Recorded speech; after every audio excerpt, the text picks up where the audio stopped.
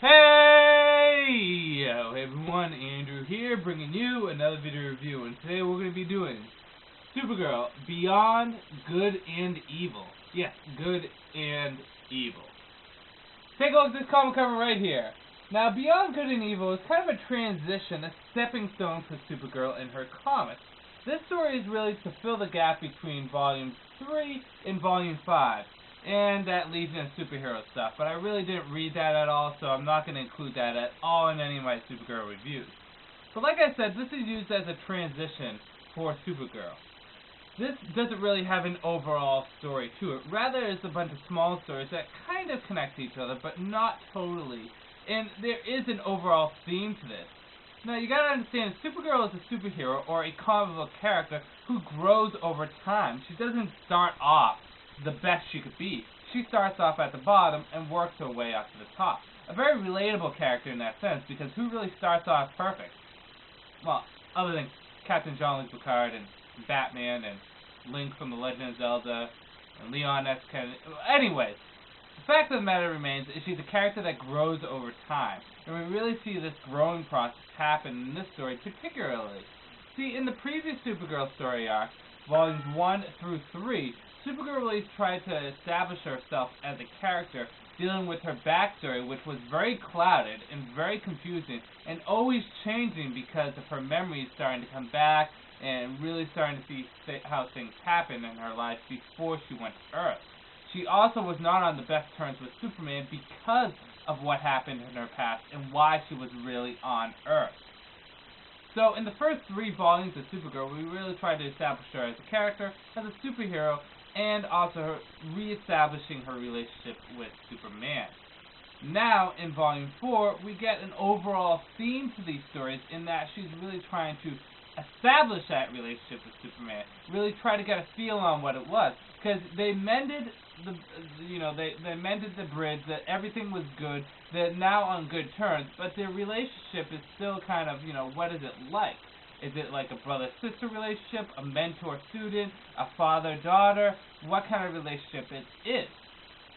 Now, the first story takes place, actually part of the Legion of Superheroes story. And Supergirl's in the future, and she looks back on the past, and she sees Superman. And she sees Superman go throughout his life, and really you see how lonely Superman is. Now, this is something that we see multiple times over. I mean, he's the last surviving son of Krypton. So, obviously, he's going to be pretty fucking lonely. He's the only one around. We see him go through his times as childhood with, being disconnected from his parents, kind of, and then not being able to always work well with the other kids because he's different, or with Lois, he can't have children with her, or even when he joins the Justice League, he thinks that he finally found equals, but really they just look up to him. Except for Batman. It's Batman. But anyways, the fact of the matter remains is we see how Superman is always lonely and how he always feels alone. And then you see Kara come along and he feels complete. This is a common theme with Superman. We've seen it done many times. So, while it isn't anything new and it doesn't bring anything new to the table, it wasn't necessarily bad. It was actually an enjoyable read.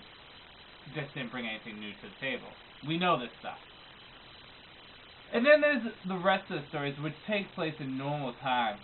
Kind of, except for the very end, which takes place 400 years in the future, but we'll get to that in a moment. These stories are really to show how Supergirl is trying her best to be a superhero. But she feels as though Superman and even Batman are being hard on her.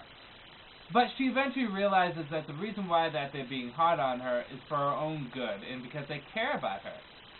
Supergirl has to deal with the fact that she can't live up to Superman, because in the comic universe, everyone views Supergirl as kind of Superman light, diet Superman, only 1 calorie is Superman, that kind of stuff.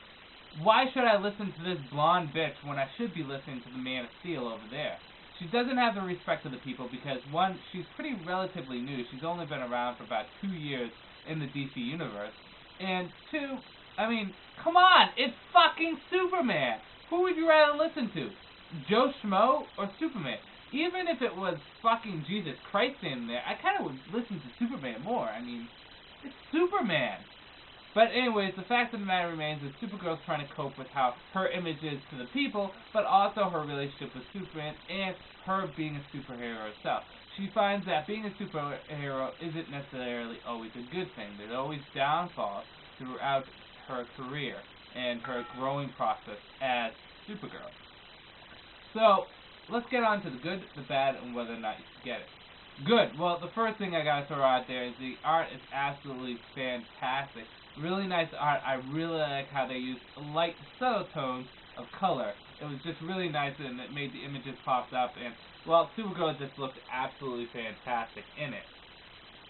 Another thing is, like I said, there's no real overall story arc, but there is an overall feel to this, and I do like the feel. I like, again, how Supergirl is a character that grows. She's not perfect. I think one of the most appealing things about this version of Supergirl, other than the fact that she's Kara Zor-El, the cousin of Superman, and has a connection to him, is the fact that she's such a flawed character, and a lot of people can relate to her in that fact. I mean, she's not perfect. As much as they try to make characters like Superman or Batman or Wonder Woman be flawed, their flaws are greatly outweighed by their goods, their perfections. Supergirl's not that. She may have the superpowers of Superman, but she doesn't have everything else. She's a very flawed character, and I really like the fact that they're building her up and making her evolve over time. And I thought the writing was overall good. I think there was a good voice for the characters of Supergirl and Superman. I felt as though they were portrayed nicely, and I really enjoyed them. Downsides. Well, the only big downside is, like I said, this is really a transition comic, a stepping stone to the next story arc. There is some foreshadowing in here, but really there isn't an overall story. So when it comes down to it, it may not necessarily be essential to your Supergirl reading.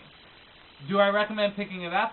Well, if you're a hardcore Supergirl fan like me, then you're probably going to want to get it. You're going to enjoy it, you're going to think the writing is good, and you're going to be blown away by the art.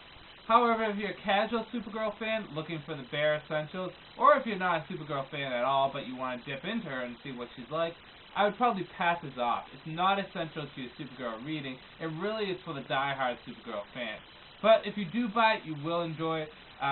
Unfortunately, the price tag is also a problem too. This is a fairly small comic in comparison to all the other Supergirl stuff, and they're charging you $17.99. I got this at Comic-Con for half price, so I'm okay with it, but it really is up to you on what you rather, if you want to pay that much money or not. So with that said, Supergirl, Beyond Good and Evil. Fun read, but not necessary. This is Andrew saying, peace out for now.